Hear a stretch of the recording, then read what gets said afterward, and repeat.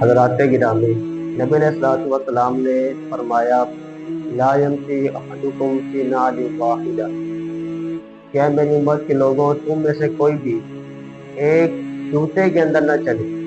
یعنی کہ ایک جوتا پہن لے یا ایک اتار دے۔ عرب کا یہ رواج تھا کہ وہاں اکثر لوگ بغیر جوتے کے چلا کرتے تھے، جو بھی اعرابی دیہاتی بغیر جوتے کے تھے، لیکن نبی علیہ الصلوۃ والسلام نے ان کو بھی یہ کہا کہ جوتا یا پہننا ہے تو دونوں پہن لیا کرو، یا اتارنے ہیں تو دونوں اتار دیے کرو، کہیں ایسا نہ ہو کہ آپ ایک جوتے میں چلیں۔ اس سے آپ علیہ الصلوۃ والسلام نے منع فرمایا ہے۔ تو آج اگر ہم دیکھیں سائنس اس کے متعلق کیا کہتی ہے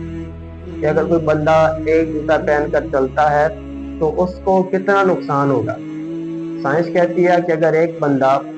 ایک جوتا پہن کر گرمیوں میں چل رہا ہے اور زمین گرم ہے تو اس گرم زمین پر چلنے کی وجہ سے ایک جوتے کے ساتھ یہ اثر پڑے گا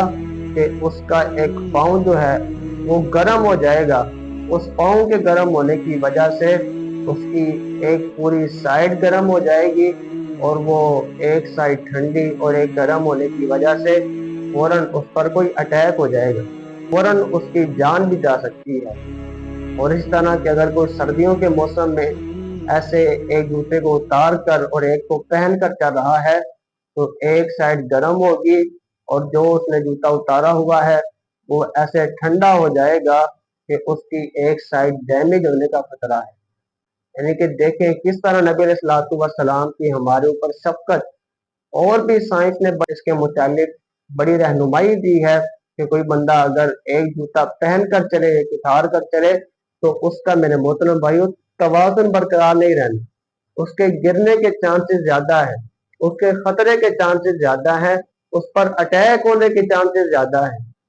یعنی کہ پہلے لوگ اس کو اتنا مایوب سمجھتے تھے اور اتنی اس پر اہمیت فوکس نہیں کرتے تھے،